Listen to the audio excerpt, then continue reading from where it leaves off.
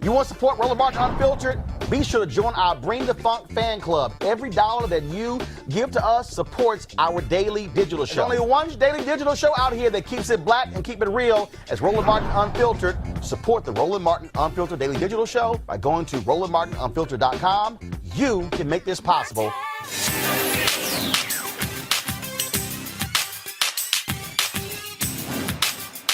We've been frozen out. Facing an extinction level event. We don't fight this fight right now. You're not going to have black-owned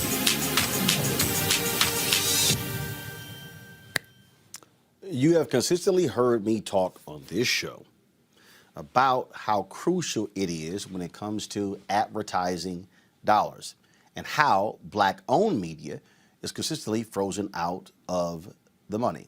$150 billion a year is spent on media advertising. Major corporations, publicly traded companies, private companies, the federal government. Black-owned media, small number. I've had many people say to me, well, why shouldn't or why don't we see black-owned media companies the size of a Fox News and a CNN, a New York Times? Why are black newspapers so small? Why is it? It is because we have not gotten enough of the pie. We talked about it on here, and understand the game, understand how the game is set up. The companies give their money to the ad agencies to control. Well, the ad agencies are all white-led. And so then they make us jump through hoops, play games. I won't bore y'all, but trust me, I cannot tell you the conversations that we've had with ad agencies where the company is saying, oh, we know Roland, we like Roland, want to do business with Roland, but the ad agency got their whole other agenda going on. And so we sitting here, we're trying to make stuff happen, and it's just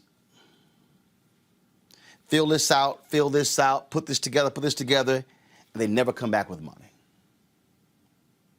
Then you have those industries where we are significant drivers of their bottom line. Take, for instance, General Motors. General Motors, more than 11% of their buyers are African American. Cadillac, oh, we know their numbers. But black-owned media spending, not even 3%. Yesterday, in Sunday's Detroit Free Press, Byron Allen took this ad out, signed by several people, including yours truly, specifically calling out the CEO of General Motors, Mary Barra, for refusing to meet with us to discuss advertising opportunities. As you see, it was signed by Byron Allen, Butch Graves, head of Black Enterprise, Ice Cube, his basketball league, yours truly, Todd Brown, of course, founder of Urban Edge Networks, HBCU League Pass, Junior Bridgman, who recently purchased Ebony Magazine, Don Jackson, of course, Central City Productions. Why is that the case? Why is that the case? It's the case, folks, because where's the money? And let me be real clear here. We're not talking about black targeted. Let me be real clear to everybody who's paying attention. if you watch the NAACP Image Awards on Saturday night, and you saw all of these companies advertising, and that was a long list of them, that money is not going to black-owned. Let me unpack that. The money, I don't even need to repeat, the money is going for checks for African Americans who work there. The money is not going to build black wealth. Some of y'all missed that. Let me just read for this. These were the advertisers during the NAACP Image Awards. Wells Fargo, Ford, Google, Ruffles, Target, American Family Insurance, Snickers, T-Mobile, L'Oreal, Walmart, Facebook, Geico, Wendy's, McDonald's, The Good Feet Store, Amazon, Vaseline, Chime, Healthcare.gov, Kellogg Special K, LegalZoom, General Insurance, Metamucil, Toyota, Sheba Cat Food, Little Caesars Pizza, Jack in the Box, BET MGM, Cadbury Chocolate, Walgreens, Burger King, TurboTax, Frosted Flakes Kellogg's, Travelocity, M. Gallaty, Hyundai, Pizza Hut, Stanley Steamer, Procter & Gamble, Hennessy, Hershey's Chocolate, Lincoln. All of that advertising money flowed to Viacom CBS. Who is the principal shareholder of Viacom CBS? Sherry Redstone. Black employees, not black wealth. Black News Channel, recently launched. Majority owner is the owner of the Jacksonville Jaguars. Pakistani American, not black owned. Black targeted. Complex, black targeted. Who owns them? That money goes to Verizon. Yeah, I can go on and on and on. Not black owned, black targeted. Bounce TV, that's Scripps, not black owned. You see what I'm saying? I've always said that America has always monetized blackness, yet black people have not benefited from the monetization of black people. Well. And so we had a call with General Motors.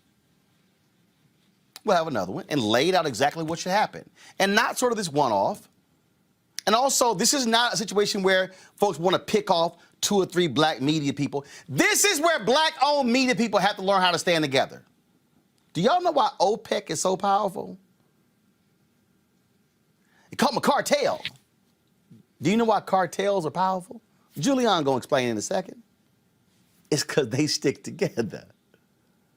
They don't allow themselves to get picked off. They control the product and the price to maximize money. Black newspapers could be bigger and stronger. Black magazines. Just so y'all know, if it wasn't for the conferences at Black Enterprise, they'd be out of business. They told me that point blank. 90% of the money of Essence comes from the Essence Festival, not the magazine. Blavity make their money from Afrotech, their conference. That's what you see going on, folks. We launched this show September 4th, 2018. We've been able to grow this show methodically. We are in the black.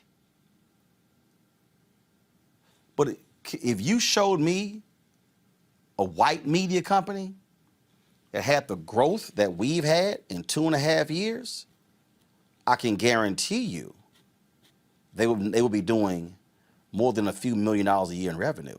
I can guarantee you. So when we talk about where's our money in economic social justice, what we're talking about is going after the very dollars we are already spending. I just read for you all of those companies. And so here's what the NAACP should be asking to every single one of the companies that advertise during the NAACP Image Awards on BET. What is your black-owned media spend? I want to know the black companies you're using for your commercials. I want to know the black catering companies. I want to know the black technology companies. I want to know the black ad agencies. I want to know the black companies that are driving dollars. What I'm trying to get y'all to understand is this here. It's my last point before I go to the panel. When we have these black events and corporations are buying tables, and we're excited that so-and-so's our platinum level sponsor, so-and-so's our gold and silver and bronze partner, so-and-so is the lead sponsor of tonight's dinner. Well, guess what? If black-owned media got our fair share, we wouldn't need their tables because we could be the lead sponsor.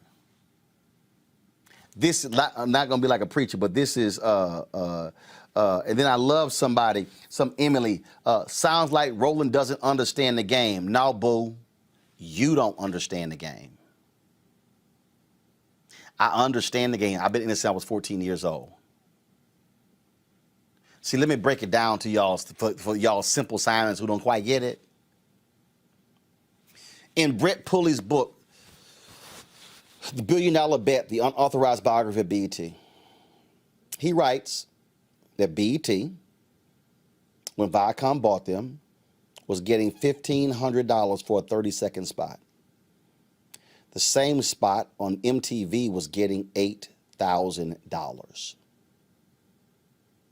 Do the math. BET was getting, when it was black-owned, when it was owned by Sheila Johnson and Bob Johnson, they were getting $1,500 for a 30-second ad, and it was $8,000 on MTV. Now I'm about to really trip y'all out. BET was sold for $3.3 billion. Had BET, see y'all about to, had BET been getting the $8,000 for those spots versus the $1,500, BET's worth likely would have been $10 billion. I'm about to really blow y'all away. BET's likely value would have been $10 billion. I told y'all they sold for 3.3, which means that had Bob and Sheila Johnson sold, don't miss this, sold 1/3 of BET, they would have sold it for $3.3 billion. And they would still own 2/3 of BET. I don't think some of y'all just heard what I said. Had BET, Julian, gotten its full value, $8,000 versus $1,500, BET's value would have likely been 3 times more than what it was sold for.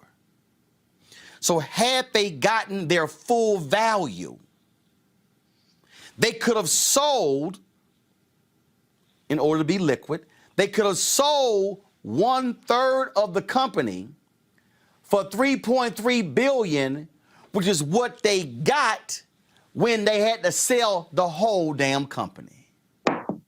So had the ad agencies and the companies not undervalued the black consumer and not played black media small, BET would still be black owned because they could have sold 1/3 of BT for $3.3 billion, still had the company, and it been worth another $6 to $7 billion.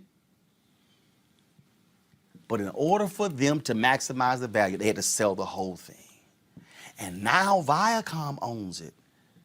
And now Viacom is making more money off the monetization of black people, and it's not benefiting black folk. Black wealth is not being created with BET getting a lion's share of the money. And we can go down the line of all of these black targeted companies. So the reason black-owned media is not in a position to build capacity because we're being frozen out of the dollars because of lip service.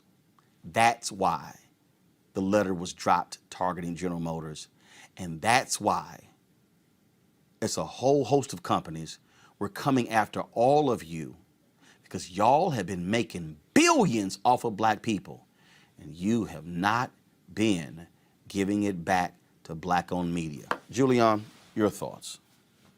Well, the first thing that comes to my mind when you talk about the $1,500 ad on BET versus the $8,000 on MTV, that's a difference of a fact of 5, Roland, not 3, which means they could have sold 20%. I want to go 5. I ain't even want to go 5. I want to keep it simple. I just want to keep it simple. But you're right. I want to keep it accurate. No, for the person, see, for the folk out there who is like a little too much, I wanted to show if you go 3, they could still sold 1/3 for 3.3 what they actually got total and still hold on to it. But I get your point, but go ahead. So you're basically really talking about the constant undervaluation of black people economically, socially, politically, and otherwise. In terms of the folks who do not invest in black-owned media, but want us to be the ones to buy their stuff, this requires some internal discipline on our parts. How dare GM, but any other company, and we know they all do it, and the black-owned ad agencies often get the little tiniest slice of the pie. But not only that, the black-owned media companies are very often, as you said, ignored. Now, you could tell stories that would curl people's ears about how you go to these agencies to try to get an ad. Years ago, about 15, I tried to start do a show thing, and some of my friends and ads said, go here, go here, go here, go here. Well, you talk about running a sister around. Running a sister around. And people, as you said, they'd ask you for more. They'd ask you for numbers. What is your cue? Give us some samples. And you spend hours putting that mess together and never get the contract. Yeah. And never get it. They call you and say, this doesn't quite meet our specifications. I said, well, you gave me the specifications. What you want me to do? But basically, they don't want, I must tell this story just to make some people watch and laugh. I met with one guy who said to me, is it in my interest to have a smart black woman on the air every day? He actually moved his mouth and formed his lips to say that to me. So he said, you can do commentary, but no, you don't need to have your own thing. White man told me that to my face, smiling. And they said, would you like to have lunch? I said, no, I don't eat crow. So, but in any case, the economics of this are, we spend our money over $1 trillion. We spend our money, we get very little ROI. I'm glad that you guys wrote the letter to put GM on the carpet, but there's so many others that need to be looked at. And not in terms of, do they go to the black ad agencies, but do black-owned media get some dollars? Because many of the black agencies are not making their own decisions either. They're like almost go-betweens. So when Roland Martin comes, when some of the others come, and you had 6 signatories there. When they come, basically, they ought to be on top of the pile, not at the bottom. So the Black News Channel, interesting, good idea. But again, not black owned, not generating black wealth. And it's a Pakistani American, Shaw. And again, I appreciate the network, but if they go out and start generating hundreds of millions of dollars in advertising, that's going to him. He's already a billionaire. It's not going to African Americans. They are black investors.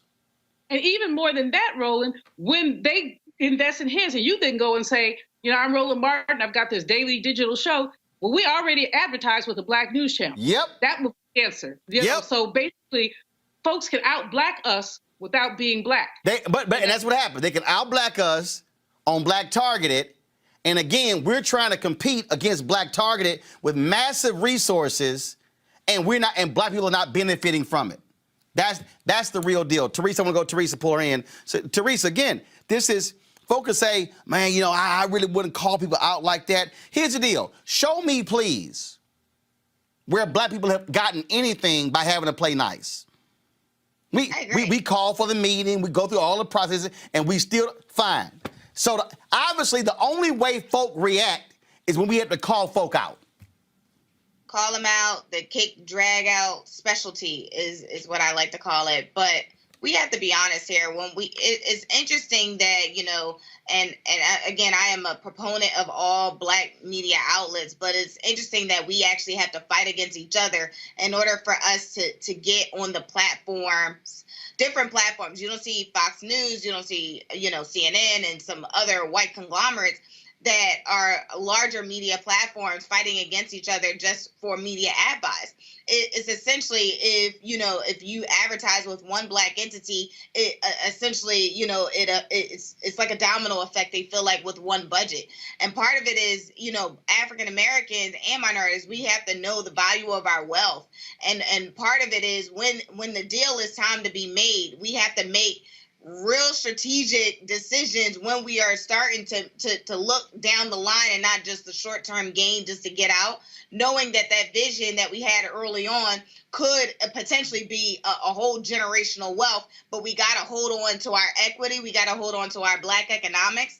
But that, I believe that is what is missing as of right now. But how bigger companies can support black medium outlets and i.e. daily digital shows like yours, Roland, is to continuously, you know, not just buy the tables and buy the sponsorship and say, hey, we support 5,000, 10,000, 20,000, but continuously figure out what that economic equity plan looks like for African Americans, what it looks like for black media outlets, and saying, listen, you know, shares are, you know, maybe could become available. I know that's probably a long shot, but it's also an opportunity. Or we keep creating content and hold our content and not selling it. But we got to stop selling ourselves short, especially if we don't know the actual number we are actually worth in this billion-dollar economy. Andrew, when Fox sold their company to Disney, I need everybody to listen to me. Fox sold the company to Disney for $71.3 billion. $71.3 billion. Robert Smith is the richest African American in the United States. He is worth $7 billion. Fox sold Disney to the tune of 10 Robert Smiths. That means that when they sold it, Rupert Murdoch walked away with billions. His sons, each billions. Daughter, billions. If you have the ability to be able to create a black-owned media company and acquire other assets and build, and then down the road, let's say sell it, you could sell it for 10, 20, 30, 40. I mean, I can only imagine what BET could have been built to, or Ebony and others, if they were getting the dollars. Billions, y'all. Andrew, when you're frozen out of the game, when you're completely frozen out, when the rules are created to specifically freeze you out, this is why you can't grow. It doesn't mean, I'm telling you, y'all. No, it doesn't mean you can't grow. Only grow so much. I rarely watch this show. I rarely watch this show on the TV when I get home. I mean, I went home and I was like, damn, this show look good. I put it up against some other products.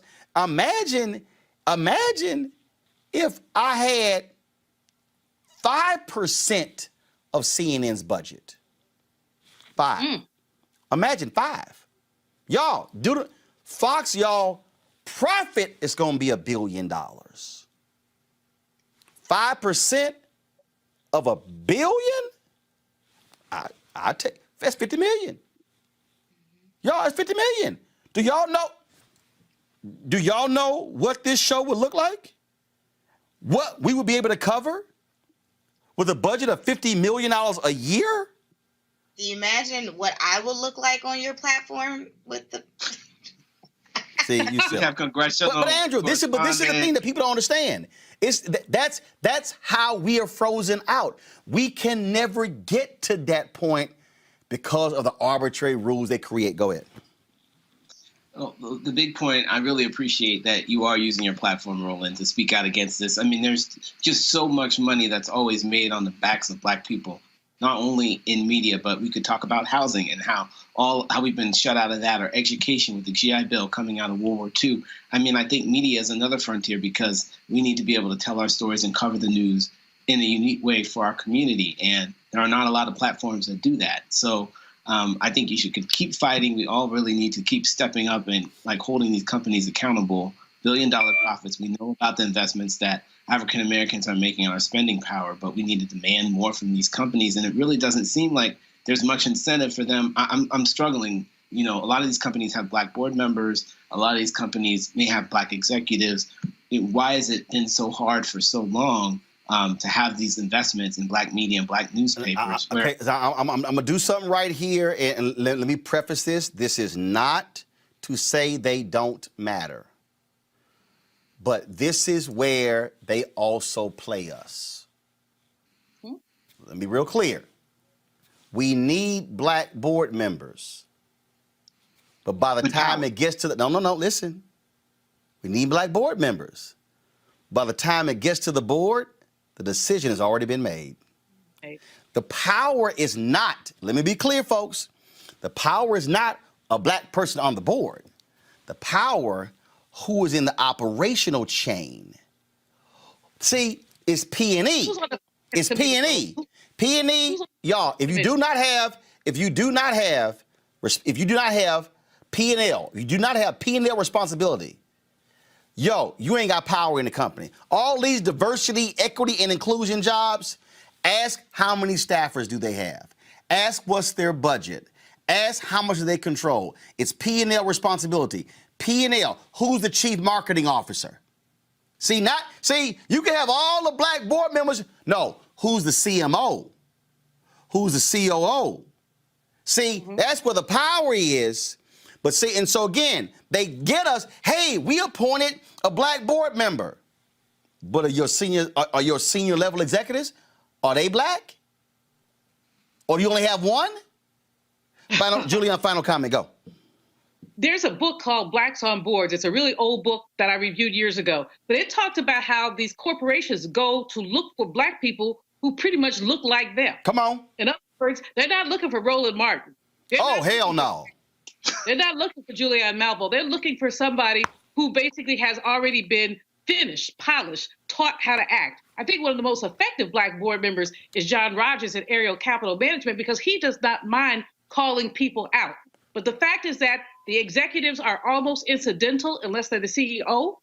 The board members are almost incidental, their representation, but unless they're on the finance committee, unless making some kind of decisions, unless they're in the meeting before the meeting, it's just representation. It's not necessarily change making. So don't believe the hype when you see this Black face and everybody claps and says, oh yeah, so-and-so just got on this board. Good for them, but how are they willing to take them on, or are they happy to be their Black person? Last point here, just so y'all understand, Roger Ferguson, go to my iPad. Roger Ferguson was the CEO of TIAA. He was replaced by Thasunda Brown Duckett. This is the first time in history that a Fortune 500 company replaced a Black CEO with another Black CEO. The brother who just stepped down at Merck, his number 2 is Black. He was not made the CEO.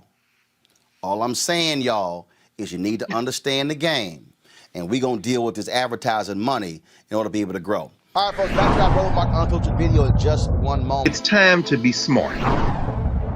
When we control our institutions, we win. This is the most important news show on television of any racial background. Y'all put $2, $3, $4, $5, $10, $15, $20, $30 on this and keep this going. What you've done, Roland, since this crisis came out in full bloom.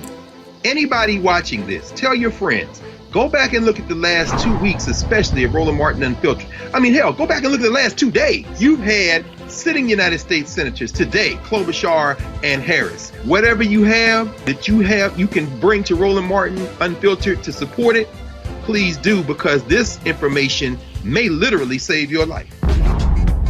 Watch Roland Martin Unfiltered daily at 6 p.m. Eastern on YouTube, Facebook, or Periscope, or go to RolandMartinUnfiltered.com.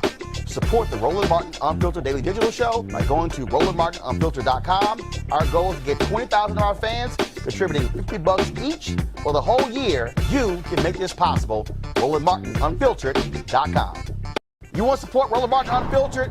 Be sure to join our Bring the Funk fan club. Every dollar that you give to us supports our daily digital show. There's only one daily digital show out here that keeps it black and keep it real as Roland Martin Unfiltered. Support the Roland Martin Unfiltered Daily Digital Show by going to RolandMartinUnfiltered.com.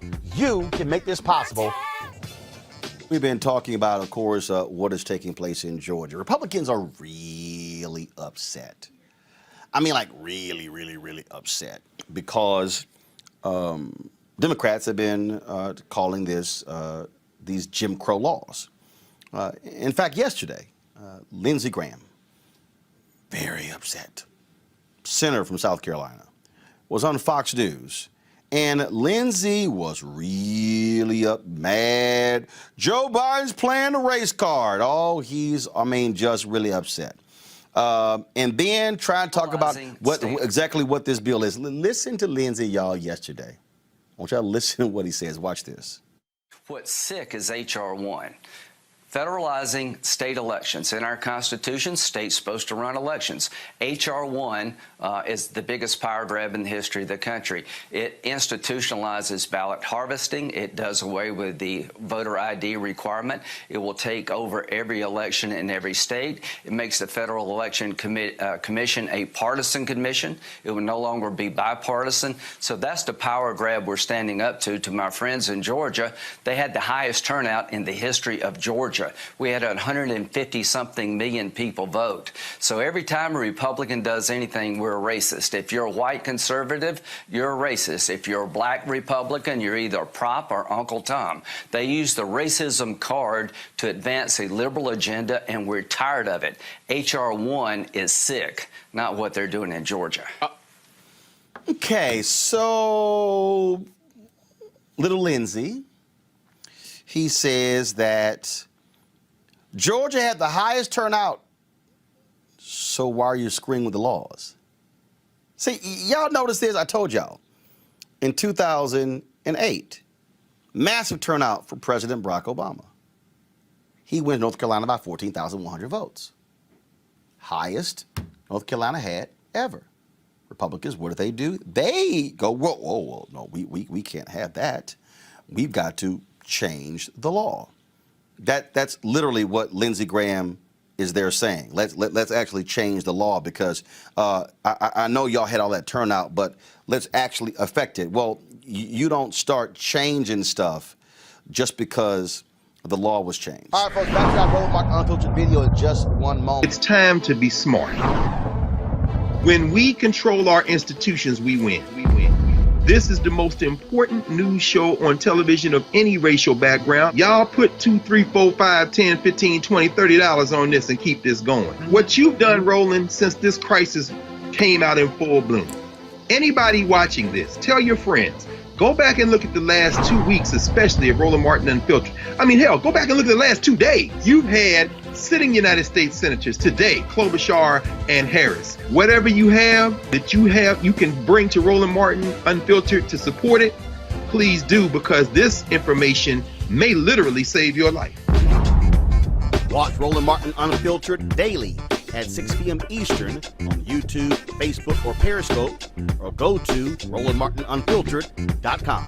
Support the Roland Martin Unfiltered Daily Digital Show by going to RolandMartinUnfiltered.com. Our goal is to get 20,000 of our fans contributing $50 each for the whole year. You can make this possible.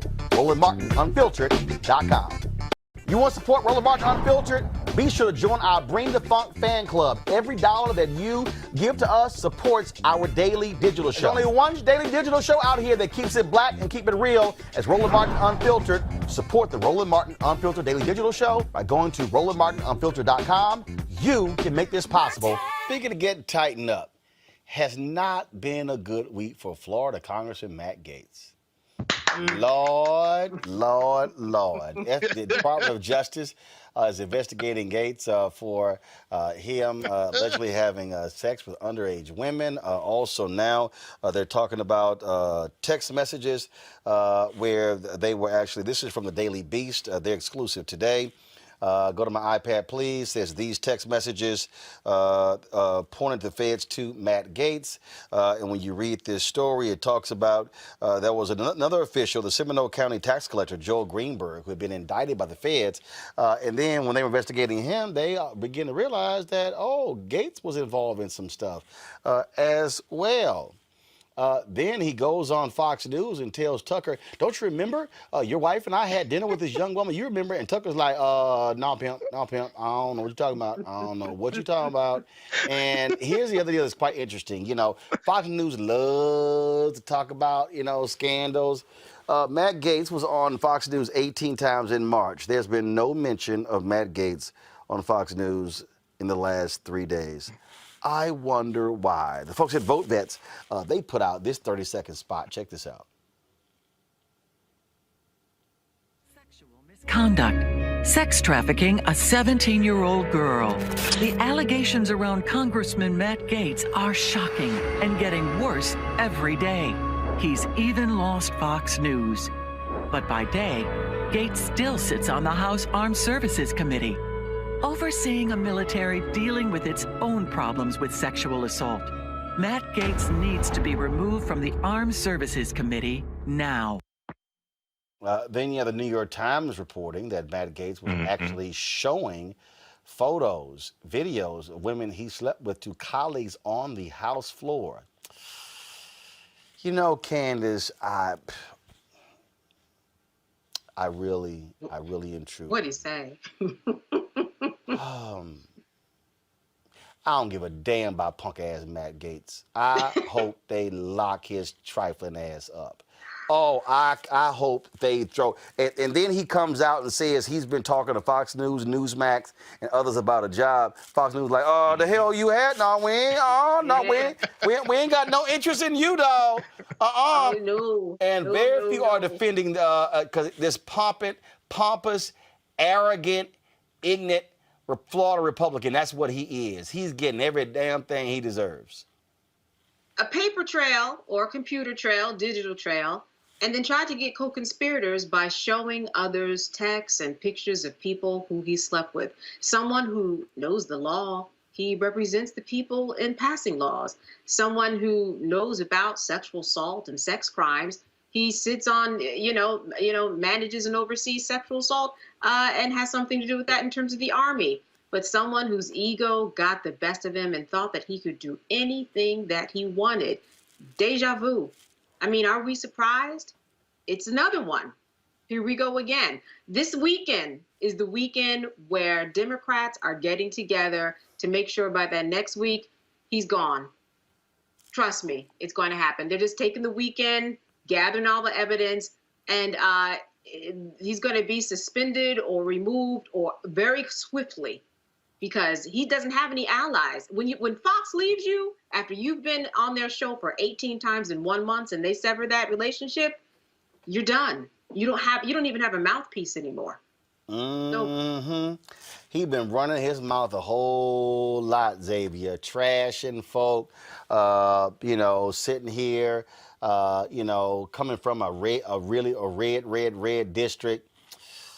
Man, ain't it something when the father of the party of family values all of a sudden starts faltering when it comes to these freaky ass Republicans. Once he decided to become that was it for him. That was the beginning of the end for him when he went on Tucker Carlson's show and said, and basically, I'm in trouble. We're all in trouble together. And that's when, he showed other Republicans that he was willing to do whatever to save himself. And he was under investigation with Bill Barr leading the Department of Justice. Mm-hmm. So this wasn't a Democratic attack where he was trying to claim that there was a conspiracy against him. And also he's shown his history. Reports come out with he and a few of his buddies were putting bounties on interns and women staffers down in the state of Florida and targeting Florida State University students. And so his past has caught up with him big time, and paying for sex with Cash App. I mean, leaving the absolute easiest paper trail, easy guy to find. He's been sloppy, and that's why they've called him Creepy Gaetz. And you know what? He's probably going to start giving up whoever co-conspirators he was with. It couldn't have been just him. He wasn't functioning by himself. He's got something on some. Listen, he felt comfortable enough to show other people what he was doing. So those other people that he was showing, who are they? He's got something on them. We're going to hear more. We're going to hear more from his group of people, his collective, I'm sure. Here's that point, Michael. This is from the New York Times. Go to my iPad. Mm-hmm. Multiple people told CNN that Gaetz had a history of showing off nude photos and videos of women that he said he slept with to colleagues on the House floor. Ooh, he talked a lot of smack on TV and Twitter. Michael, Matt gonna need a good lawyer. Matt's gonna need a team of lawyers. Okay, number one. So this is a number of different things here, Roland. First of all, this is karma. This is universal law. This is the chickens coming home to roost. So I'm loving this. But there was one report that the allegations of Matt Gaetz using drugs like ecstasy. That will make a whole lot of sense, because half the time when I hear Matt Gaetz, he sounds like he's on drugs. Okay, I'm serious. Half the time when I listen to him, I think he's using Donald Trump Jr. stash. Yeah. Exactly. And then we see today that Matt Gaetz' communications director, quit. Luke Ball, resigned as well. Okay. Tired of getting them. Do you have any comment? Do you have any comment? Right. Do you have any comment? Do you have any comment? Nothing to say.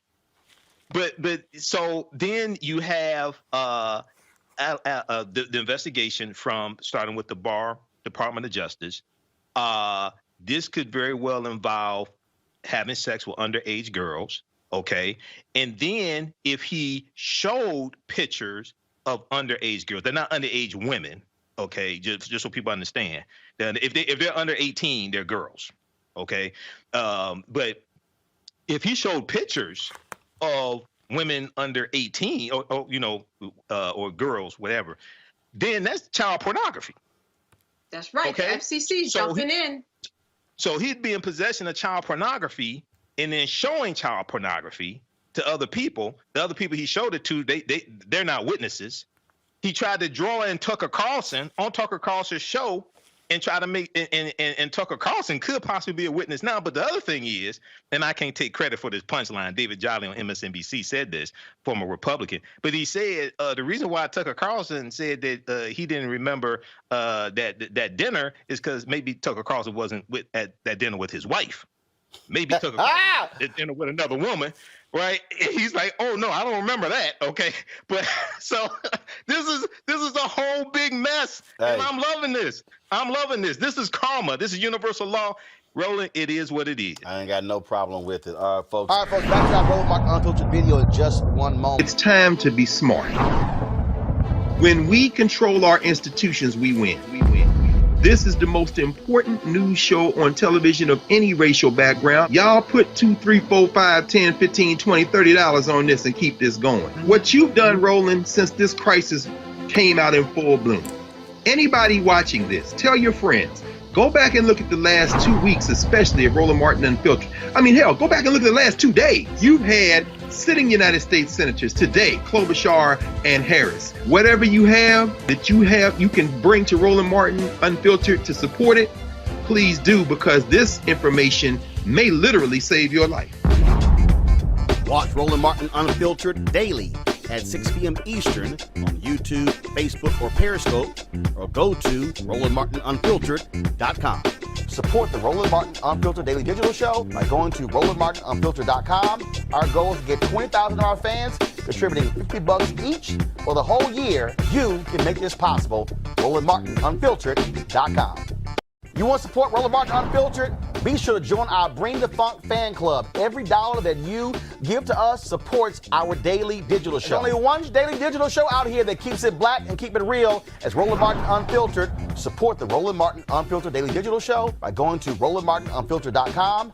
You can make this possible. Woo! Pressure bust pipes! External groups, Black Voters Matter, New Georgia Project, Fair Fight, others have been applying pressure to corporations in Georgia, asking them to stand up and speak out against the Republicans' voter suppression bill that was passed and signed into law by Governor Brian Kemp. They have been targeting Coca-Cola and Delta and Home Depot and others. Yesterday, Arthur Blank, of course, the owner of the Atlanta Falcons, co-founder of Home Depot, he released his statement. Initially, Coca-Cola and Delta sided with the Georgia Chamber of Commerce. Folks said, that wasn't quite good enough when it came to speaking out on voter suppression. Folks have been talking about boycotting Delta and Coca-Cola. Delta released an internal statement essentially praising the bill, saying some stuff was changed. Woo, let's just say it got a little heated on social media, and the Delta CEO came out with a new statement. I'll read that in a second, but here is the statement dropped today by the CEO of Coca-Cola. Yeah, I completely agree. I mean, let me be crystal clear and unequivocal. This legislation is unacceptable. It is a step backwards, and it does not promote principles we have stood for in Georgia around broad access to voting, around voter convenience, about ensuring election integrity. And this is frankly just a step backwards. We've spent many decades promoting within Georgia a better society and a better environment for business, and this is a step backwards. And we're very clear on that, and our position remains the same. This legislation is wrong and needs to be remedied, and we will continue to advocate for it, both in private and now even more clearly in public. Folks, that you're was clear now, James, but that was the CEO of Coca-Cola speaking on CNBC.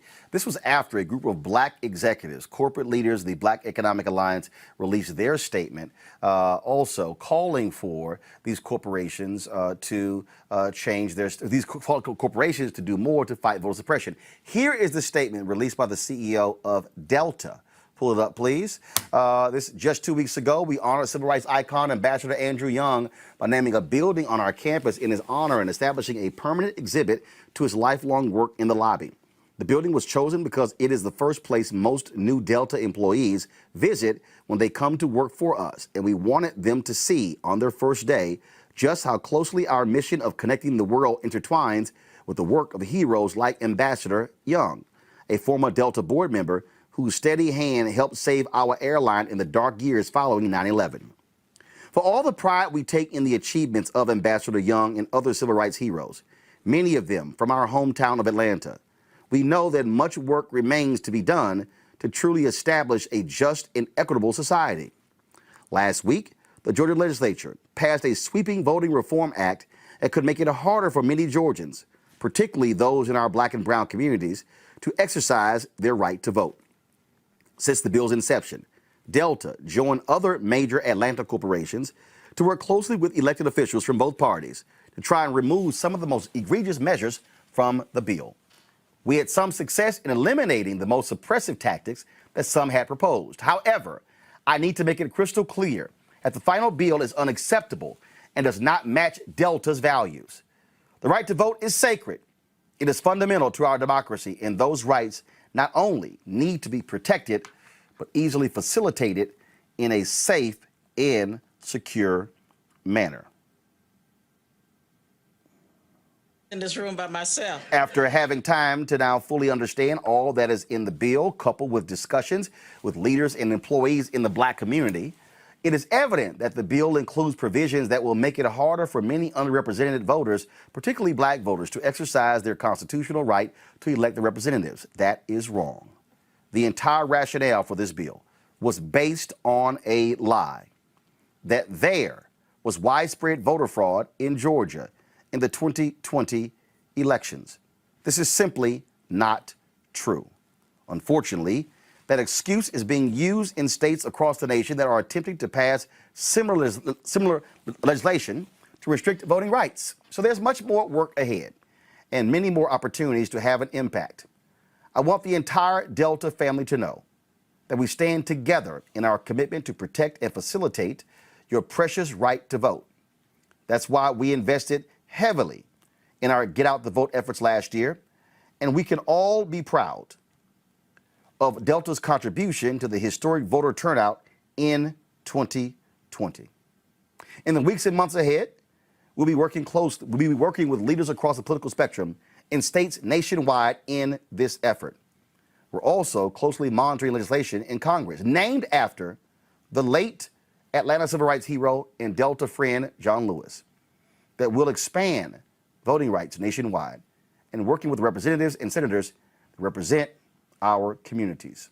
I know this result in Georgia has caused frustration, anger, and pain for many members of our Delta family. I commit to you that as we move forward, Delta will continue to do everything in our power to hear and protect your voice and your rights, both in Georgia and nationwide. Thank you for all you do for your communities, your loved ones, and for our Delta family every single day. But folks, that is, of course, the CEO, Ed Bastian, of Delta. Joining us right now is Francis Johnson, the board chair for the New Georgia Project. Francis, glad to have you. So, Francis, glad to be with you. Let me just be clear here. I appreciate that statement from the Delta CEO. I appreciate the words for the Coca-Cola CEO. I appreciate Black executives, Ken Chenault and the others, for signing that letter. I saw the Executive Leadership Council release their own statement. But let's be real clear, Francis. We're only here discussing their statements because of the pressure groups like yours and Black Voters Matter and others put on them to stand up and speak out. The reality is this: had that statement been released when the House and the Senate was considering the bill, had that statement from Coca-Cola been released before the governor signed it into law, we may not be talking about this after the fact, which is why we need companies and Black executives to show up in the middle of the fight and not after the fight is over. You're absolutely right. You know, after a summer of Black Lives Matter protests and the platitudes offered by these corporations about their support for Black and brown people and what we're going through, and after watching the 2020 election unfold as it did, the insurrection at the United States Capitol and the voter suppression across this state, we expected the corporate citizens who called Georgia home to do what was right. And instead, they were mealy-mouthed. They were trying to hedge bets. And ultimately, they were on the wrong side of this. And you're right. It has been nothing but the pressure from consumers, Black consumers and others around the country and around the world, that has told Delta, you have to do better. Consider the impact of Delta on the state of Georgia. 33,000 employees, just Delta. $62 billion in economic impact. 53 billion of that is attributable to Delta. If they had spoken up earlier, we may not be facing the greatest retrogression voter suppression act since Jim Crow. This is Jim Crow's Resurrection Act, and Delta has itself to blame. And again, I need people to understand. I'm not saying we don't appreciate it, but the point is, we saw this coming. I mean, for the last 3 months, I have been on this show saying, y'all, here it comes. Y'all, Ossoff, Warnock won, Biden and Harris won. Oh, I said, y'all, they gonna change the laws. It's coming. The election night, Republicans like, oh, hell no. We changing this. And so for all these folks, they act like all of a sudden you shocked? Absolutely. Absolutely.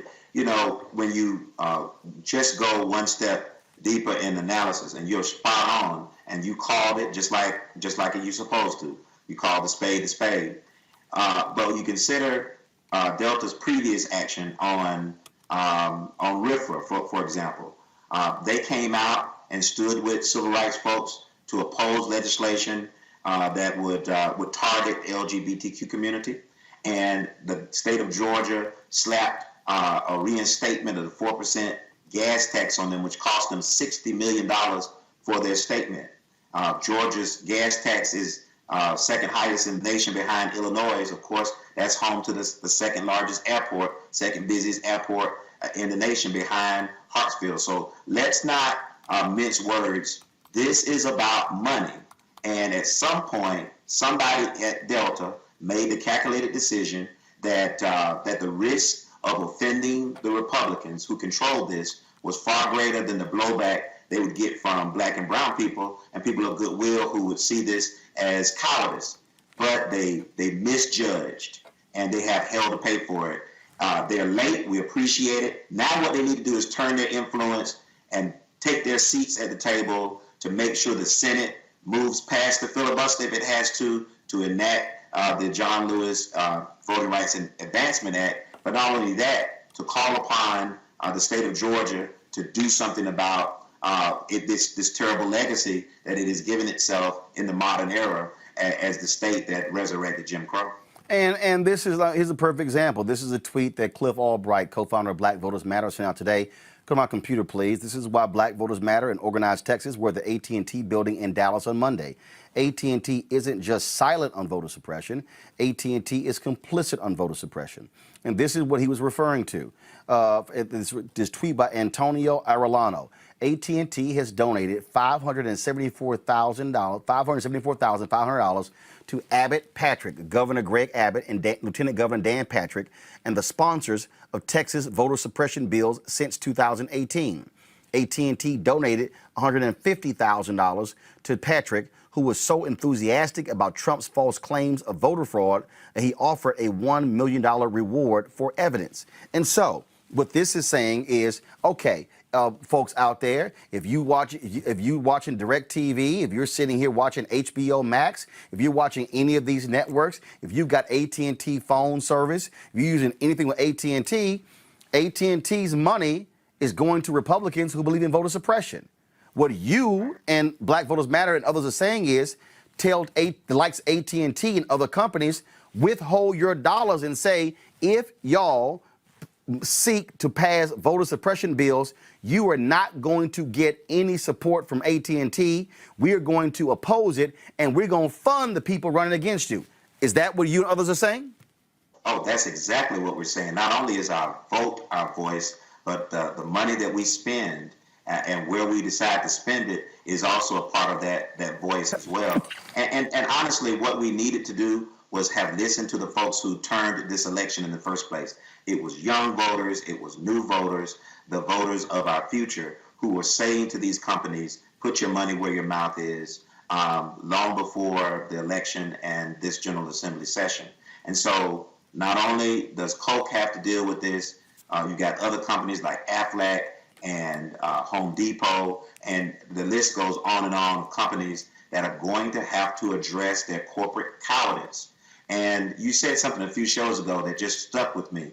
And folks need to realize how all of these pieces are connected.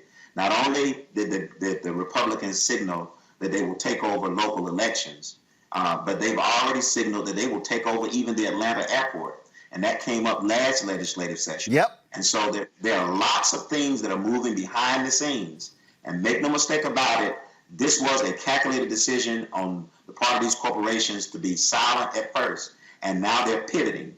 The pivot is late, but they need to take their influence and now make sure that the United States Senate chooses freedom over the filibuster, that enacts the John Lewis Voting Rights and Advancement Act, and helps Georgia to move past this. If the Senate did its job, then we have to worry about the implementation of this Jim Crow Resurrection Act here in Georgia. Francis Johnson, New Georgia Project, we surely appreciate it. Thanks a lot. Oh, thank you, brother. All right, folks, back to our Roland Martin Unfiltered video in just one moment. It's time to be smart. When we control our institutions, we win. This is the most important news show on television of any racial background. Y'all put $2, $3, $4, $5, $10, $15, $20, $30 on this and keep this going. What you've done, Roland, since this crisis came out in full bloom. Anybody watching this, tell your friends. Go back and look at the last 2 weeks, especially of Roland Martin Unfiltered. I mean, hell, go back and look at the last 2 days. You've had sitting United States senators today, Klobuchar and Harris. Whatever you have, you can bring to Roland Martin Unfiltered to support it, please do, because this information may literally save your life. Watch Roland Martin Unfiltered daily at 6 p.m. Eastern on YouTube, Facebook, or Periscope, or go to RolandMartinUnfiltered.com. Support the Roland Martin Unfiltered Daily Digital Show by going to RolandMartinUnfiltered.com. Our goal is to get 20,000 of our fans contributing $50 each for the whole year. You can make this possible. RolandMartinUnfiltered.com. You want to support Roland Martin Unfiltered? Be sure to join our Bring the Funk fan club. Every dollar that you give to us supports our daily digital show. There's only one daily digital show out here that keeps it black and keep it real. As Roland Martin Unfiltered. Support the Roland Martin Unfiltered Daily Digital Show by going to RolandMartinUnfiltered.com. You can make this possible. We're still dealing with the craziness when it comes to what happens in these cases. We talked about the Derek Chauvin case. This is now going to a jury. Well, in St. Louis, my God, the federal jury in the case of 3 white cops accused of beating a black colleague working undercover as a protester in 2017, returned a partial verdict yesterday, ruling 2 mistrials and declaring one of the officers not guilty of all charges. They deliberated for 2 days before finding St. Louis police officer Stephen Corte not guilty on all counts. Former cop Chris Myers was found not guilty on a civil rights charge, and the jury did not reach a verdict on a charge of destruction of evidence. The jury also did not reach a verdict on the civil rights charge against former officer Dustin Boone. Well, what the hell? Joining us now is Heather Taylor, was spokesperson for the Ethical Society of Police. Heather, glad to have you back on Roland Martin Unfiltered. Thank you for having me. This brother beaten, city settles for $5 million. So is this jury trying to tell us that did he just beat himself? Exactly. The arguments that, he didn't have his hands up, he was running, just the typical arguments that come whenever it's a black victim. In this case, it just happens to be a black officer. The way the defense argued was that, essentially beat himself, and so did the officers who testified. I've never seen so many officers lying in one hearing, in one trial in my life. It was just utterly disgusting. Christopher Myers is the brother who was beaten, and he has described the injuries. Folks, you see the photo here? This is not just a busted lip, folks. Show the photo, please. This is not just a busted lip. I mean, he has suffered significant spinal injuries and other damage as well. And these 3 white cops get off. They get off for almost killing this brother, a fellow police officer. Yeah, our lives, we're still black. When it's all said and done, Luther Hall is black. This is a predominantly white jury. And we saw that. We've seen this all across the country. We're a microcosm of what happens all around the nation. Even when it's a black officer, we're still black. And there are 2 different criminal justice systems, one that's black and one that's for everyone else. What do you make of Corte's lawyer saying, quote, that he's ecstatic and that he can now return to the St. Louis Police Department if he so chooses? There's no way in hell I would want this cop on the force, but we also know about the racism that's in the St. Louis Police Department. Yeah, it's scary. The community should be afraid. Officers within that department should be afraid. And if this guy comes back, the tone that it sets, there's no way that the police department can recover from that. Community, they should be outraged. Other officers should be outraged about that.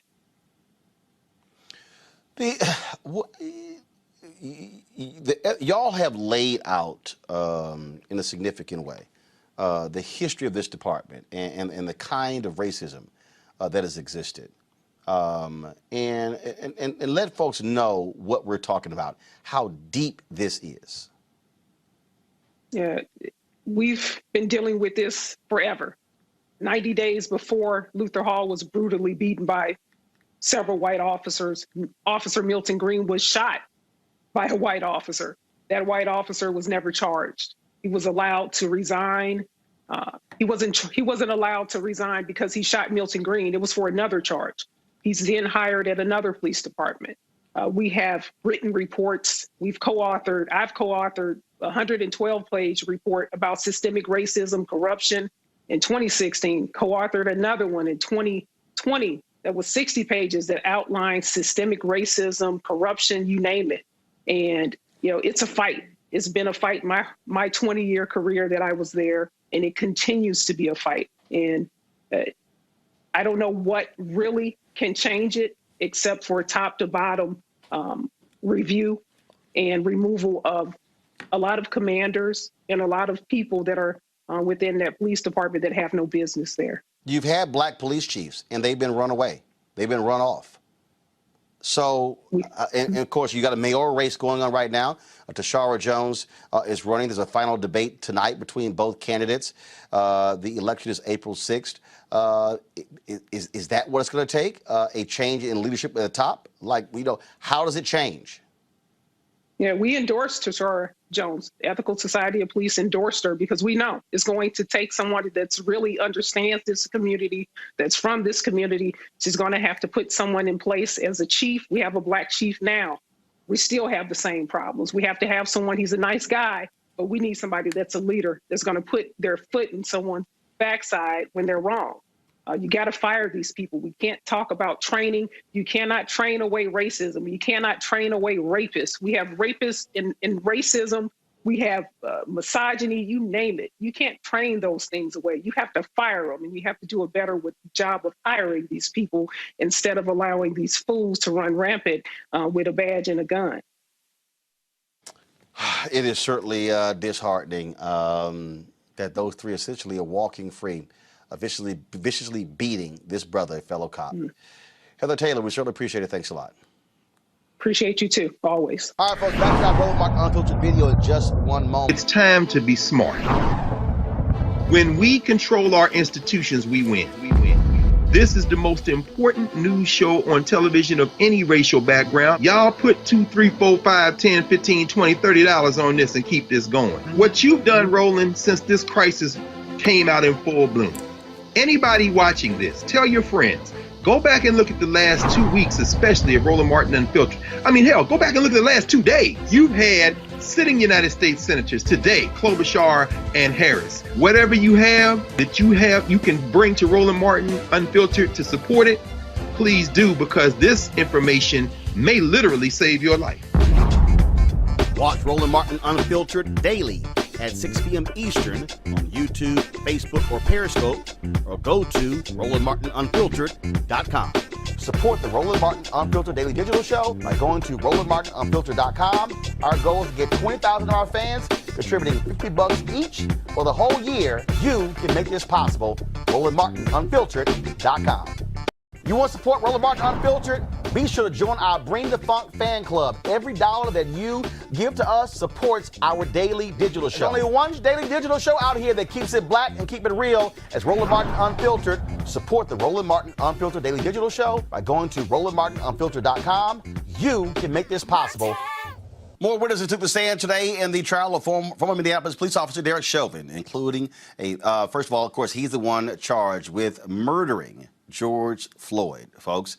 Riveting their testimony, including a 9-year-old who testified and 2 high school seniors. Here's what took place. At some point, did you make a 911 call?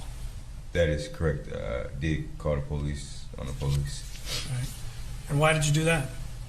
Because I believe I witnessed a murder. All right. So if we can at this point, then play Exhibit 20. 911, what's the address of the emergency?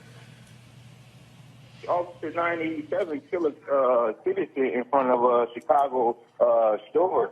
he just pretty much just killed this guy that wasn't resisting arrest.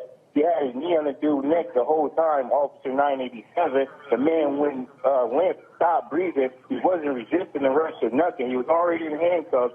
They pretty much just killed the dude. I don't even know if he's dead for sure, but he was not responsible when the ambulance just came and got him. And the officer that was just out here left, the one that actually just murdered the kid in front of everybody on 38th in Chicago. Okay. Would you like to speak with the sergeant? Yeah, like that was bogus what they just did to this man. He was unresponsive. He wasn't resisting arrest or any of it. Okay, let me get you over to the desk. You can request to speak with the sergeant, okay? Stay on the Yeah, and I'm sitting here talking with another off-duty firefighter that just sat here and watched it in front of us as well.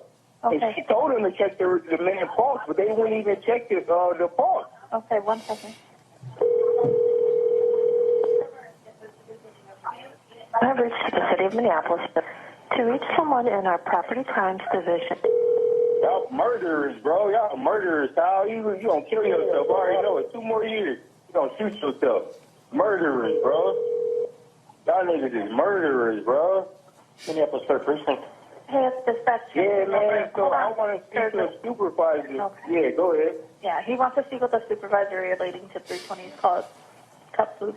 When I look at George Floyd, I look at my dad, I look at my brothers, I look at my cousins, my uncles, because they are all black. I have a black father, I have a black brother, I have black friends. And I look at that and I look at how that could have been one of them. It's been nights. I stayed up apologizing and apologizing to George Floyd for not doing more and not physically interacting and not saving his life. But it's like, it's not what I should have done. It's what he should have done. When you walked past the squad car there, did you see anything happening there on the ground as you were walking towards Cup Foods with your cousin? Yes, I see a man on the ground and I see a cop kneeling down on him. Was there anything about the scene that you didn't want your cousin to see? Yes. And what was that? A man terrified, scared, begging for his life. Is that why you directed your cousin to going into Cup Foods? Yes. And then when you saw what was happening there at the scene, what was it about the scene that caused you to come back? It wasn't right. He was suffering. He was in pain. Let me stop you there for just a second, Darnell.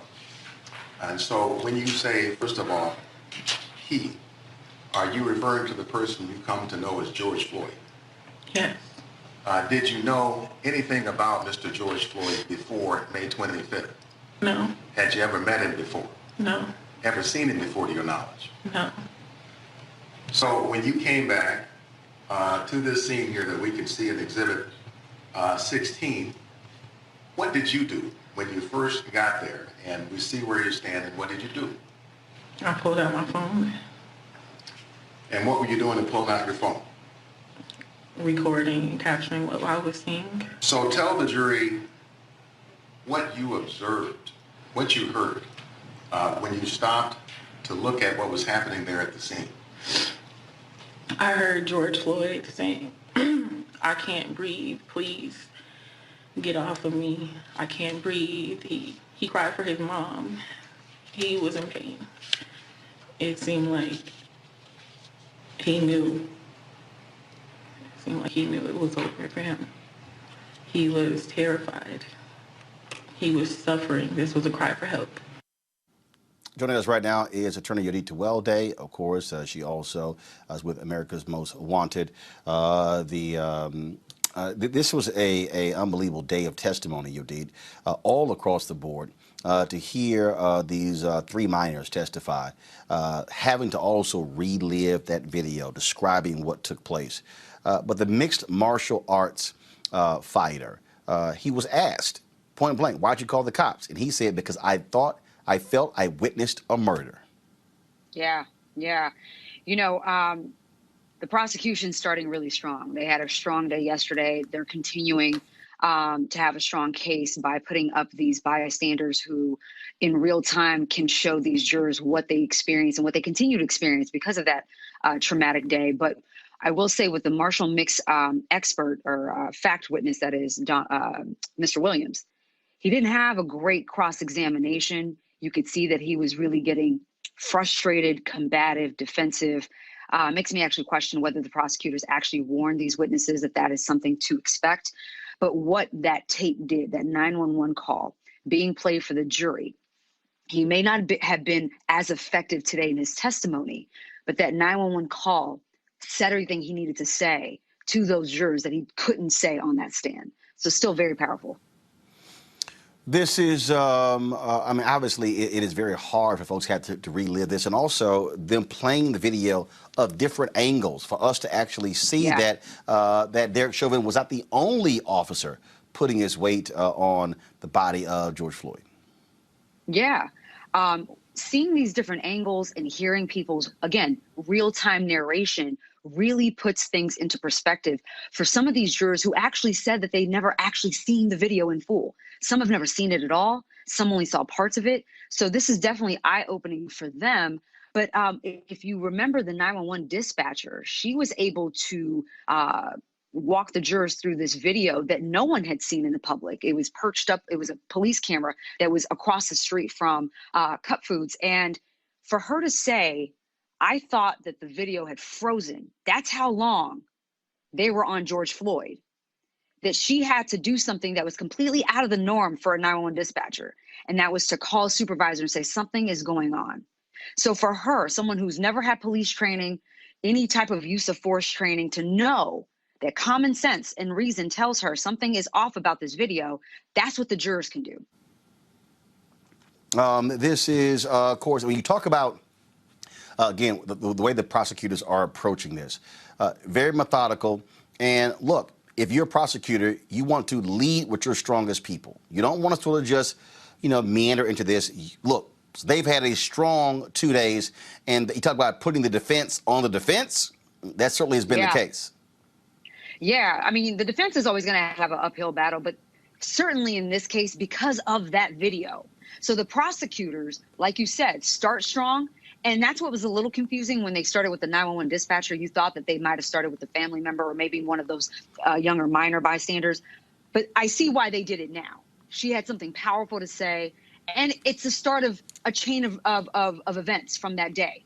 But they want to play that tape as much as possible. And they're getting to do that through the bystanders who were recording from different angles. So as many times as they could start that video and stop it frame by frame and have a witness testify to what they're watching, they are ingraining in these jurors' minds what this was like on that day for not only George Floyd, but for these bystanders too. So if I were the prosecutor, yeah, go ahead, I'm sorry. But if I were the prosecutor, I was gonna say that is the goal.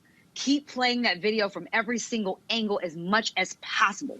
The defense has nothing to contradict that video. They can try and poke holes. That's what they're doing. That's their job, to muddy the waters. But there is no combating that video in real time to watch what it is that's happening to George Floyd. That, again, the defense said in their opening statements for the jurors to use their common sense and reasoning. When you look at that video, you don't need training to know that common sense and reasoning says that what was happening to George Floyd was absolutely unreasonable and excessive. But on that particular point, here's the other piece, because I go back to the Rodney King trial. The defense attacked the video because it was only one angle.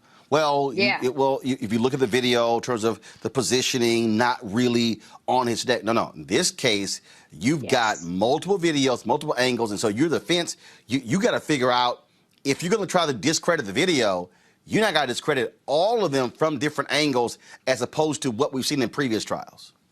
But even if they try to discredit the angles, you have the actual witnesses testifying to what it is in the video.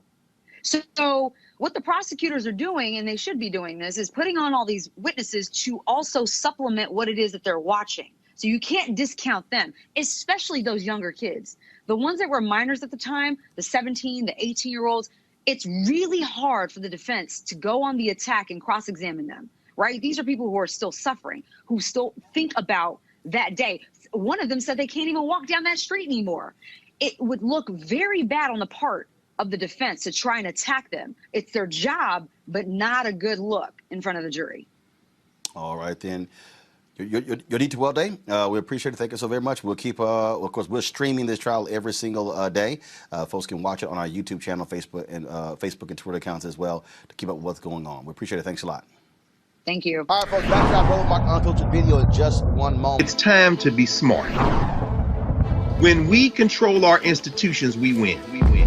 This is the most important news show on television of any racial background. Y'all put $2, $3, $4, $5, $10, $15, $20, $30 on this and keep this going. What you've done, Roland, since this crisis came out in full bloom. Anybody watching this, tell your friends. Go back and look at the last 2 weeks, especially of Roland Martin Unfiltered. I mean, hell, go back and look at the last 2 days. You've had sitting United States senators today, Klobuchar and Harris. Whatever you have that you can bring to Roland Martin Unfiltered to support it, please do, because this information may literally save your life. Watch Roland Martin Unfiltered daily at 6 p.m. Eastern on YouTube, Facebook, or Periscope, or go to RolandMartinUnfiltered.com. Support the Roland Martin Unfiltered Daily Digital Show by going to RolandMartinUnfiltered.com. Our goal is to get 20,000 of our fans contributing $50 each for the whole year. You can make this possible. RolandMartinUnfiltered.com. You want to support Roland Martin Unfiltered? Be sure to join our Bring the Funk fan club. Every dollar that you give to us supports our daily digital show. There's only one daily digital show out here that keeps it black and keep it real as Roland Martin Unfiltered. Support the Roland Martin Unfiltered Daily Digital Show by going to RolandMartinUnfiltered.com. You can make this possible. Williamson County, Texas Sheriff's deputies James Johnson and Zachary Camden were both charged with second-degree manslaughter on Monday, according to Travis County District Attorney Jose Garza. They were booked into a Travis County jail on Tuesday and released on a $150,000 bond, each within an hour. The two former Texas Sheriff's deputies were arrested Tuesday on manslaughter charges in the 2019 death of a man whom they shocked with stun guns after a police chase that was filmed by real-time police on the TV series Live PD. The deputies chased Javier Ambler for 22 minutes after trying to pull him over for allegedly failing to dim his headlights to oncoming traffic. Ambler, a former postal worker, died after deputies repeatedly used stun guns on him, despite his pleas that he was sick and couldn't breathe. The stop in suburban Austin was caught on camera by Live PD, which was canceled by the A&E network in June. This was shocking to lots of people. We're going to keep showing this video. This was shocking to lots of people, Robert, because the fact that the people that Live PD held on to and later destroyed the tapes. This is body camera footage right here. Again, so this is one of those things where people often will say, hey, don't use stun guns, things like that. But you heard him actually say, Robert, in the video, I have congestive heart failure.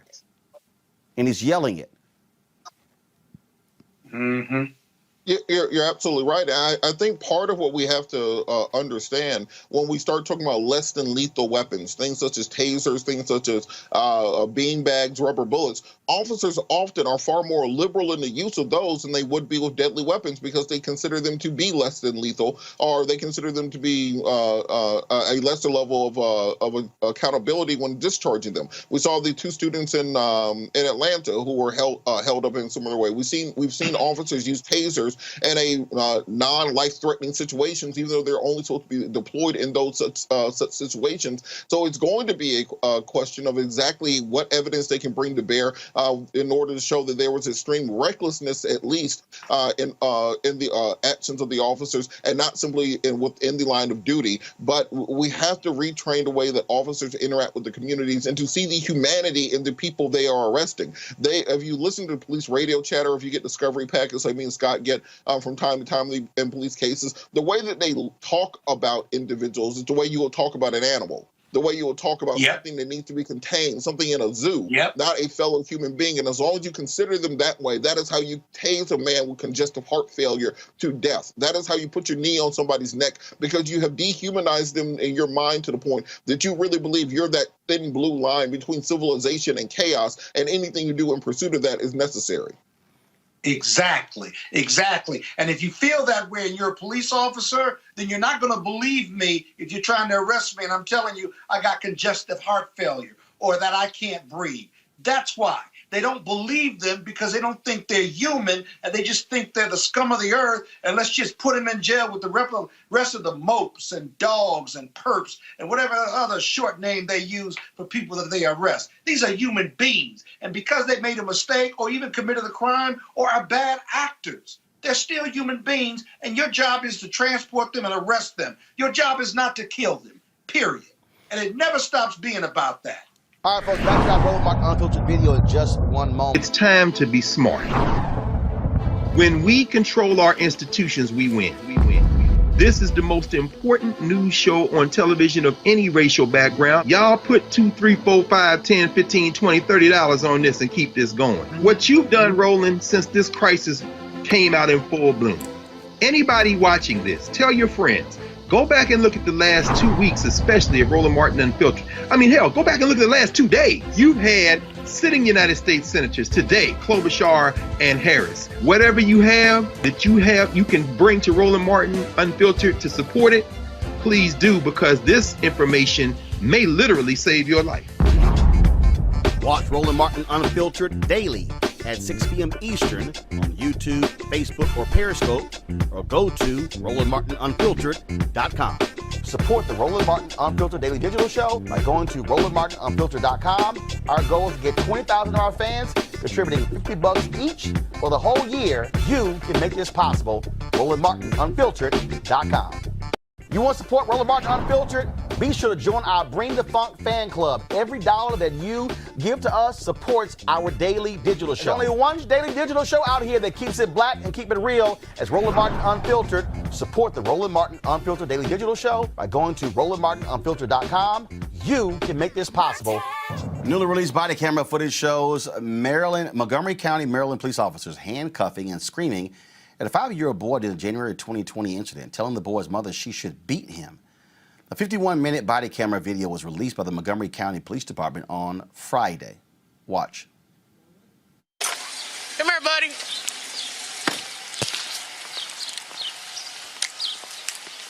Yeah, we'll be out with him. It's gonna be at 733 Silver Spring Ave. What's going on, man? What are you doing? Avenue 2, George 14, 733 Silver Spring. What are you doing? Huh? I tell you what. I got you. Listen to me. How old are you? How old are you? 5. 5. You feel like you can make your own decisions? Huh? You feel like you can do what you want? Are you an adult? Are you 18? So why are you outside of school? Look at me. Why are you out of school? Why do you have people following you? Huh? I don't care if you don't want to go to school. You do not have that choice. You understand? Charlie Adam 3393. Get back over there. Now. Now. Don't make me take you over there. Your record of that takedown. Okay. All right, can I give you a VIN? No, for a license. Listen to me. I want you to listen very clear. You don't make any decisions for yourself unless somebody is trying to hurt you. Now, is somebody trying to hurt you? George Yankee. You're right. King 6. I got it. 385. 8 Yeah. Robert 2. You got it right. 3. Come on. Cut it out. Hey, cut it out. Cut it out. I'm riding with you. We're going back to school. We were listening like, what? I don't know how y'all do it.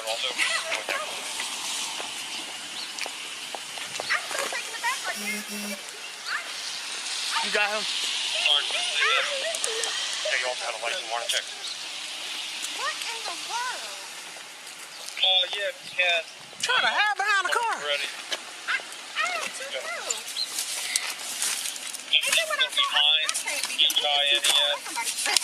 That's him. David Edward Lincoln. Get in. Now.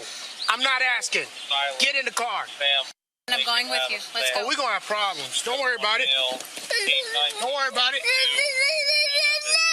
I don't want to hear it. I still don't want to hear it. You better stop. You better stop.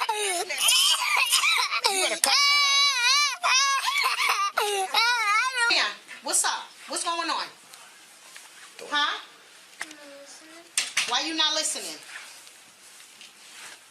Huh? What Miss said is asked for a snack, and she said, "Sit down, and I'll give it to you." And he started attacking her, and then he went. So that's how we deal with adults? He took a friend from the back of the head and shoved her down. So what mommy gonna do? He took a clipboard and attacked. What mommy gonna do?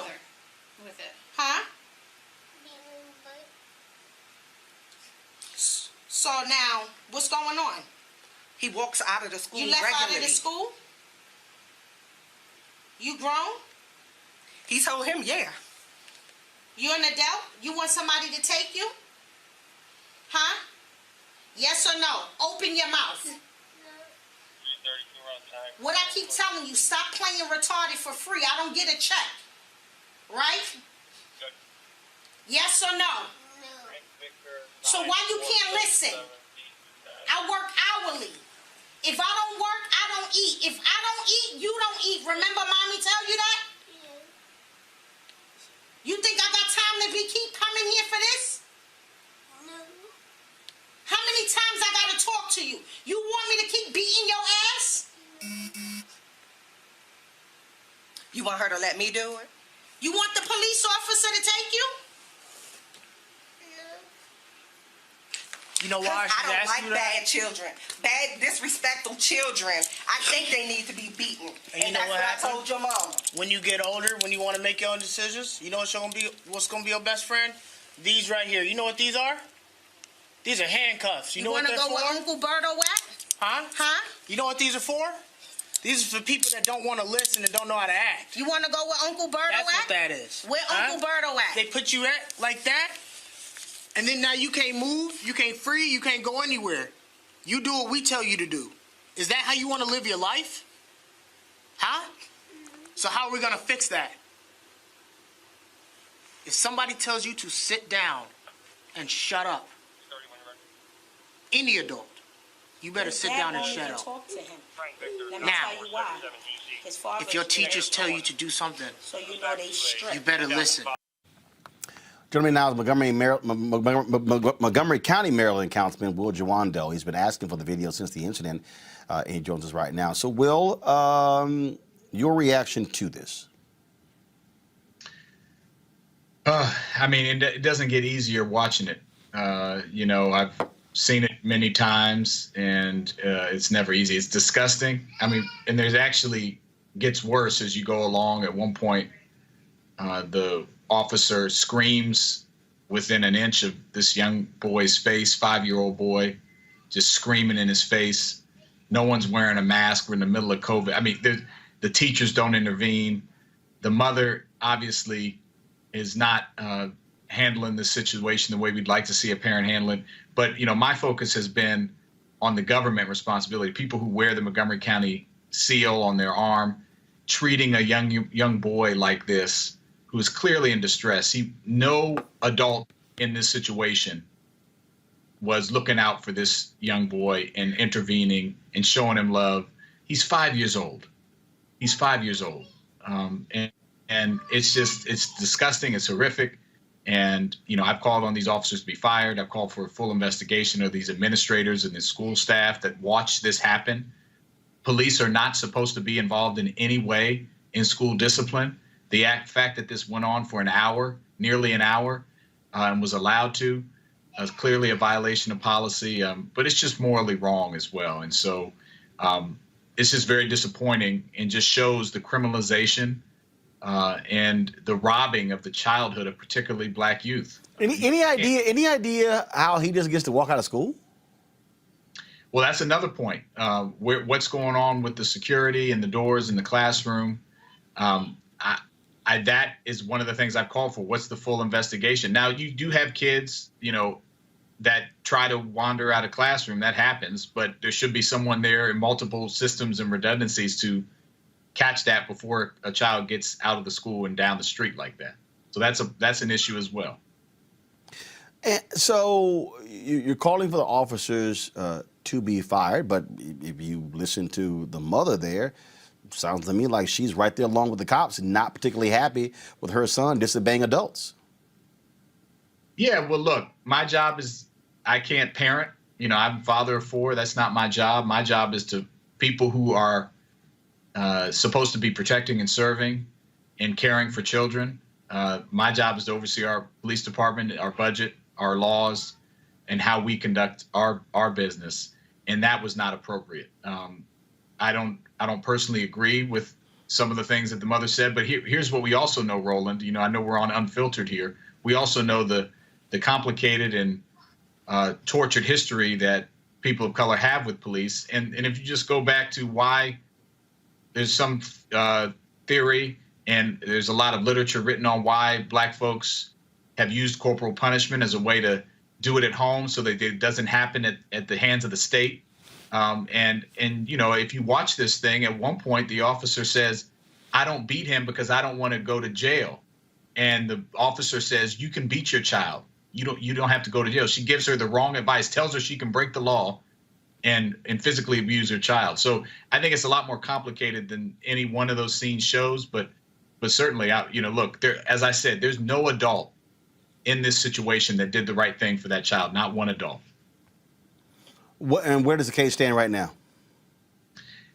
So there is a lawsuit that's been filed by the mother that's proceeding. I have asked, and my colleagues, we've asked for full investigation from both the school side and the police department. One of the most troubling things about this is that it happened in January of 2020, so over a year ago, and we didn't find out about it until the lawsuit was filed in January of 2021. That's when I started requesting the tape for the last 3.5 months. And the lawsuit is filed by who? Filed the lawsuit against whom? The mother filed a lawsuit against the county and the police department and the school system. For what? And that's the only reason I found out about it. Whoa, hold on. The mom filed a lawsuit against the county for what? For false imprisonment, endangering the child. I forget what the other things. It's a few things. I'm confused. Wasn't the mama standing right there? For about half of it. The first half, she wasn't there. You cut to it. So for about the first 20, 25 minutes, she was not there. She was called to be there. So the initial outside and bringing them into the school and all that happened before she got there. So I'm not here to speak on the validity. No. I mean, I just want to be clear because I'm going. I mean, if you listen to that, I mean, when the cop puts the cuffs on her, she's like, "No, do you want to go where Uncle Bert is?" I mean, it sounds to me like she's a participant in the conversation. I was just trying to understand that. So yeah, no, I'm with you. I understand that, but she doesn't. Even if she was saying cuff this 5-year-old child, that our police officers shouldn't be doing it. So it's not excusable because someone doesn't understand the law and is telling. That's not how we should conduct ourselves. And again, like I said, if you keep letting that tape go, our officer is literally screaming in the child's face, less than an inch from his face, in response to his crying, and telling the mother that she can beat him. That we want you to beat your child, things like that, which are just not true. So I think, look, none of this situation is pretty. I said every adult in this situation failed this child, but certainly from him being able to get out of the school building, from the police being able to treat him that way when he's clearly in distress. I'm the father of an autistic child. I don't know this child's history, but I can tell you that a lot of this symptoms that he's displaying. I'd be curious if he's been assessed, and you just don't treat children that way. And so I think that's the issue. And the fact that we found out about it so late this has made its way around the world now. And I think most people are outraged by it, by everyone's actions in that video, the administrators, the police officers. And certainly I understand people taking issue with some of the things that the mother said, but let's think about who has the position of power here, who's holding the gun and the badge and the handcuffs. I think that's an important point as well. All right. Well, Jawando, I certainly appreciate it. Thank you so very much. Thanks, Roland. Teresa, what do you make of this? Your thoughts? Well, I have a lot of thoughts on this. I think one, it's a bit of a disgrace that we decide to hold a lesson with a 5-year-old, and but even before we got to the 5-year-old being in handcuffs, the conversation of him getting in back of a police car. And honestly, when they moved the young child into the school system, and you heard all the unfortunate animosity and, saying big terms like the 5-year-old knows what the definition of grown or being an adult really means, was talking to him like they were almost trying to do an intervention. But you also kind of see where the young child's home life is, because his mother wasn't stepping in and being a parent. But I also think that is amongst many issues of her own personal trials and errors. It's so unfortunate. It hurts my heart. And I think, it wasn't a lesson, that was able to be captured on body cam by police officers. It was more so a lesson of really, I would almost say mental health, because I think everybody in that room has something going on mentally that they didn't understand the ramifications of what they were doing to this child, that they all actually need to have a psychological evaluation, because that child is now traumatized. And I don't think the lesson was really learned, because part of it is he has to understand the terms. So better parenting and better evaluation of the circumstances should have not only taken place when he first was encountered from the police officer, but it should have came to the school administration, which it wasn't there. It should also became to the security system of why this child was able to go out into the streets. We don't know if somebody even opened the door and allowed that child to be out, because there's no cameras there. So we don't know, and we all know children do not tell us the full truth, or they don't feel comfortable or feel safe. So I think a lot of factors happen, and of course, running down to the parenting of the situation of the matter, it did not help the situation, and this child is going to have some serious mental health issues that if this happens when he becomes a teenager, we can't expect, wow, we didn't know. They should expect, wow, you guys did this. You didn't show me love. You didn't give me the attention that was due, but you treated me like the criminal you already thought I was. Andrew. Absolutely. I mean, we all know this is a traumatic experience, but it's, to me, a case in point of the over-policing of Black and brown youth. And to speak to a child that way, who's 5 years old, I wonder if they speak to adults and grown people that way. In a school setting, which is supposed to be about learning in a safe environment and safe space, I have to agree with your previous guest. Like, this child's going to have some serious challenges and trauma as a result of this. I mean, if you've been arrested at 5 years old or had cuffs put on you in a way that doesn't even make sense, I mean, this whole situation is just awful. But I think it's indicative that, this is happening. I've worked in schools. I know many of you have worked in schools, public schools, charter schools, and this happens every single day, where school resource officers or police officers are heavy-handed or respond in a way to a child that's inappropriate, or go too far thinking that they're imparting a lesson, but they're really just traumatizing that child. Julianne. Our children are never treated like children. We've seen little girls being handcuffed. We've seen teenage girls being pulled by their braids. But this just made my blood run cold. This child, of course, has been traumatized to have handcuffs put on him. But more than that, I mean, Teresa made a really good point. Everybody in that room probably needs some intervention. Not the child, but everybody else, that principal, that police officer.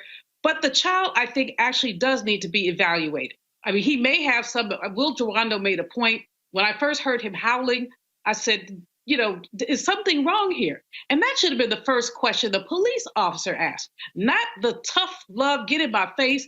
Do you want to, I mean, that's awful. this is why so many people have talked about defunding the police. Imagine a different outcome if a social worker had been on the scene and said some things, both to the mother, who may be totally stressed. I picked up on her comment, I work hourly so I can eat. If I don't eat, you can't eat.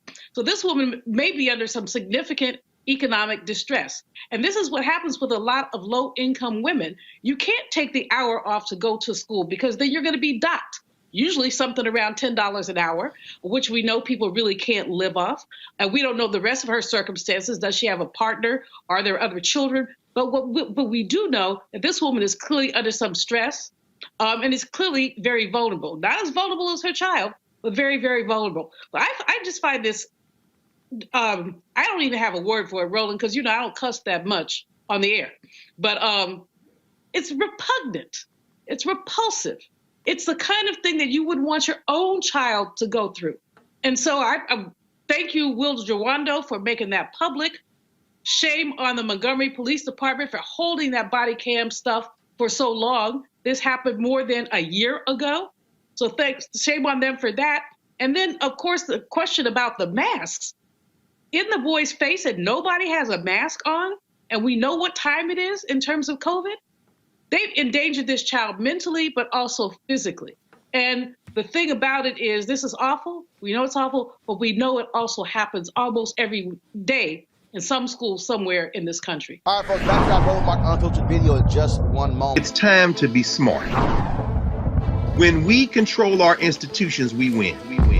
This is the most important news show on television of any racial background. Y'all put $2, $3, $4, $5, $10, $15, $20, $30 on this and keep this going. What you've done, Roland, since this crisis came out in full bloom. Anybody watching this, tell your friends. Go back and look at the last 2 weeks, especially of Roland Martin Unfiltered. I mean, hell, go back and look at the last 2 days. You've had sitting United States senators today, Klobuchar and Harris. Whatever you have that you can bring to Roland Martin Unfiltered to support it, please do, because this information may literally save your life. Watch Roland Martin Unfiltered daily at 6 p.m. Eastern on YouTube, Facebook, or Periscope, or go to RolandMartinUnfiltered.com.